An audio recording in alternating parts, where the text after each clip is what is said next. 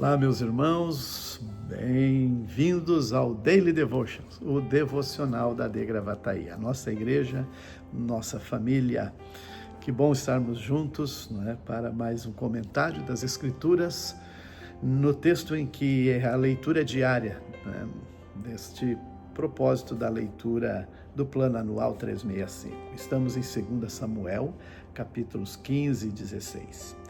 E nós vamos entender, né, que estamos bem em meio a um grande conflito, também está vivendo, né, Israel, o trono, a monarquia, o reino agora sob o comando de Davi, uma crise, né, que se instalou dentro da família, quando agora Absalão reúne, né, todo o povo de Israel e toma o trono, né, e Davi, ele estrategicamente foge de Jerusalém, porque sabe que haveria um conflito, mortes, muitas coisas desagradáveis, e ele então atravessa o vale de Cedron, né, descendo pela cidade de Davi, estava ali não muito distante, e após o outro lado do vale de Cedron,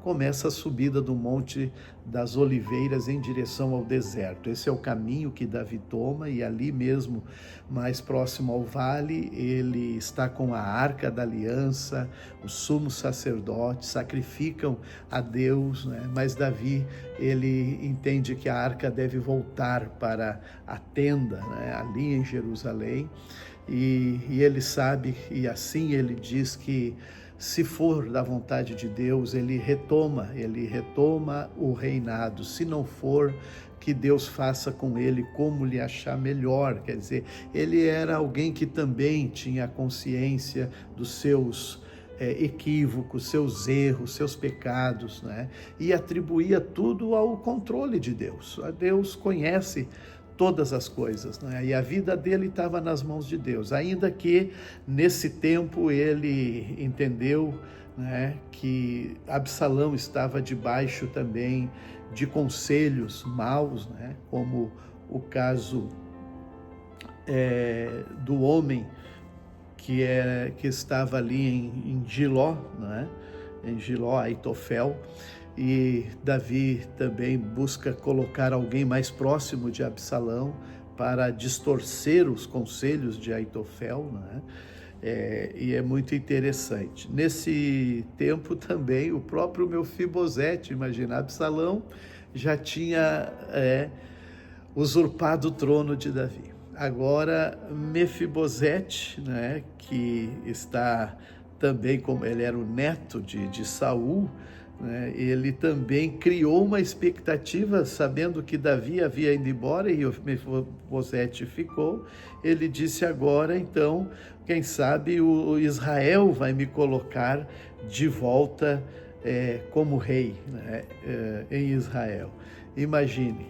Mas agora Davi então segue, né, a sua caminhada com os demais, né, que lhe acompanham até o Rio Jordão. Os sacerdotes depois haveriam de levar a notícia para ele. Mas nessa caminhada aparece uma outra personagem, né, chamado Simei, que também era da clã de Saul, e esse Simei espraguejava Davi, amaldiçoava, né, e dizendo que ele realmente merecia estar vivendo passando o que ele estava ali, né, naquele momento.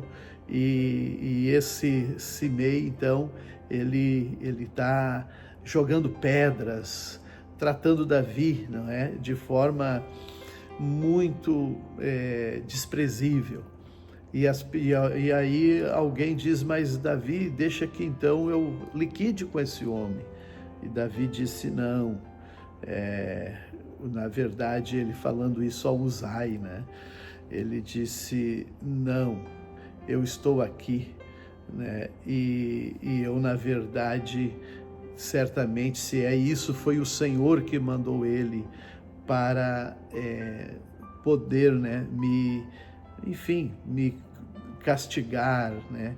Ele entendeu que era do Senhor e ele não deveria fazer nada, estava nas mãos do Senhor.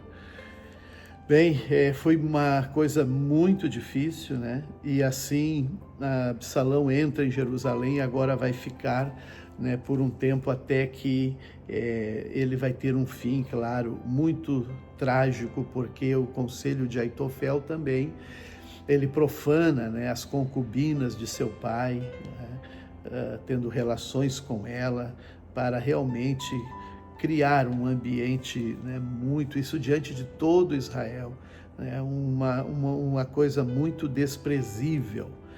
É um momento triste que agora Davi está vivendo, né, ali diante também da nação. Às vezes nem podíamos pensar como é que ele recuperaria o seu trono novamente, né? Mas ele, como a gente percebe, vai entendendo que tem juízos de Deus, trabalhar de Deus, e no tempo de Deus as coisas também podem tomar outras direções. O Evangelho de João está nesse momento em que Jesus está sendo julgado, quando agora, depois de ser julgado por Caifás e os sacerdotes, eles enviam ele a Pilatos, e agora Pilatos, dentro da sua concepção, né, entende que esse homem não tem culpa nenhuma. Jesus, ele não poderia ser condenado, mas houve a pressão da multidão, dos sacerdotes, né, houve suborno também, e eles procuraram então as artimanhas para fazer com que Pilatos, né, de fato viesse a condenar Jesus, e assim a multidão também, diante de uma escolha, preferiu, né, Barrabás, que era uma pessoa que não tinha, né, uma vida, um padrão, era um malfeitor, e assim o povo escolheu a Barrabás, o malfeitor, ao invés do justo, o Senhor da cruz. Mas depois que nós vamos vendo, né, todo esse cenário, Jesus indo de um lugar para outro, sendo julgado, na verdade estava se cumprindo as Escrituras, né, que Jesus mesmo, ele era o Cordeiro de Deus para a Páscoa, que era aquele momento que eles estavam vivendo, o Cordeiro para tirar o pecado do mundo. E ali Pilatos escreveu a placa, né? Jesus Nazareno, Rei dos Judeus.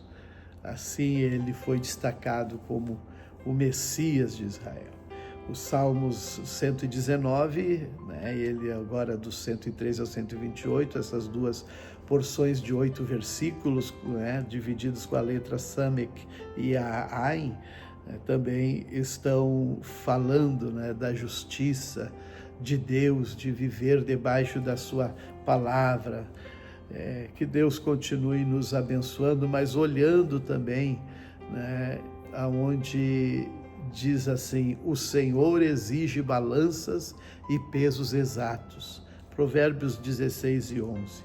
Ele determina os padrões da imparcialidade, pois o ser humano, ele tem muita dificuldade da justiça, da imparcialidade, né? Somente Deus é o justo juiz. Que Deus nos guarde e nos abençoe.